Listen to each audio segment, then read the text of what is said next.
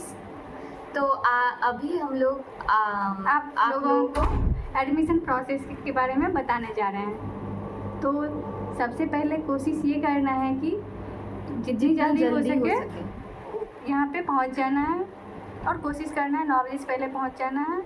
और इसके बाद पहुँचने के बाद जो है सबसे पहले academic block 3rd floor college of nursing, वहाँ विजिट करने के बाद जो भी मतलब काउंसलिंग के मेंबर रहेंगे, वेरिफिकेशन वगैरह जो करेंगे वो आप लोगों को गाइड करेंगे कि क्या क्या करना है। तो वो फॉर्म फिलअप करवाएंगे, उस पर कुछ कॉन्सेंट्स वगैरह रहता है और आपका पास्ट हिस्ट्री, फैमिली हिस्ट्री, ये सब के बारे में कुछ रहता है और कुछ फॉर्मेलिटीज़ फॉर्म्स रहता है। तो पहले वो फॉर्म फिलअप करवाया जाता है। तो उसके बाद अब जो काउंसलिंग मेंबर्स पे जो इन्वॉल्व है, बेसिकली फैकल्टी मेंबर्स लोग ही रहते हैं काउंसलिंग प्रोसेस पे।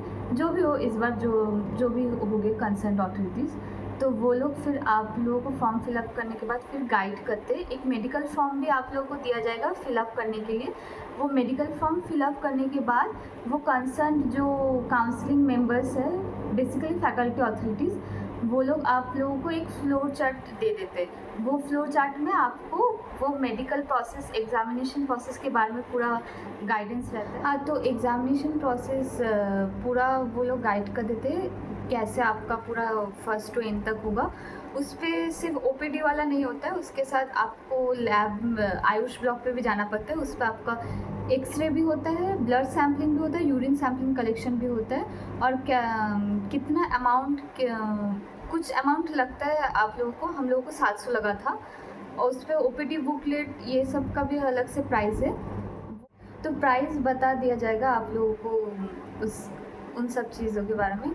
तो उसके बाद पूरा मेडिकल एग्जामिनेशन प्रोसेस कंप्लीट हो जाने के बाद आपको बस एक चीज़ ध्यान रखना है ड्यूरिंग द प्रोसेस कि हर एक जो आप डिपार्टमेंट पे जा रहे हैं प्रोसेस के दौरान, तो उस पर डॉक्टर्स का अप्रूव सील अथॉरिटी होना ही चाहिए और उसके साथ सिग्नेचर भी होना चाहिए। अगर आप कोई भी चीज़ अगर मिस करेंगे तो उसके बाद आपको फिर वापस आना है कॉलेज ऑफ नर्सिंग में, तो उस टाइम पे फिर से वो आपको फिर वापस जाना पड़ेगा उसी डिपार्टमेंट पे, वो लोग एक्सेप्ट नहीं करेंगे।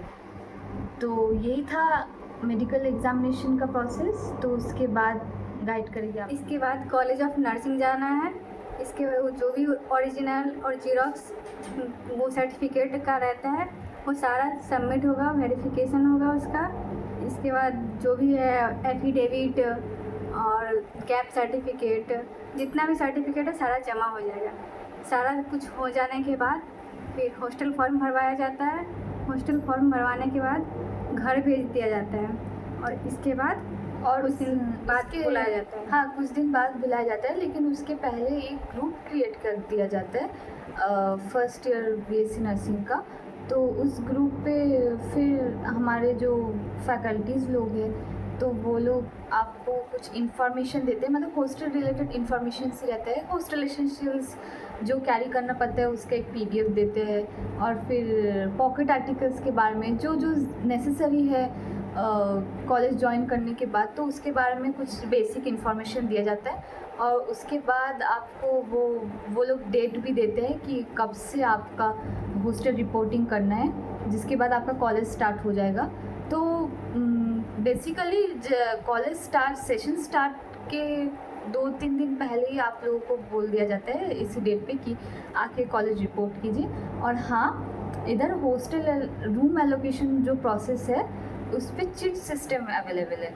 मतलब आप कोई भी, मतलब अगर आपका काउंसलिंग के प्रोसेस के दौरान किसी से दोस्ती हो गया, आपको लग रहा है कि आपको उसको रूममेट बनाना है और नहीं तो आपका कोई दोस्त भी है जो इधर सिलेक्ट हुआ है, तो वैसा फेवर तो नहीं होता है। मतलब आपके मन मर्जी के मुताबिक वो आप रूममेट चूज़ नहीं कर सकते हो, आपको चिट उठाना पड़ता है। चिट उठाने के बाद आपको जो भी बेड मिलेगा आपको वही बेड आपको लेना पड़ता है, चेंज नहीं।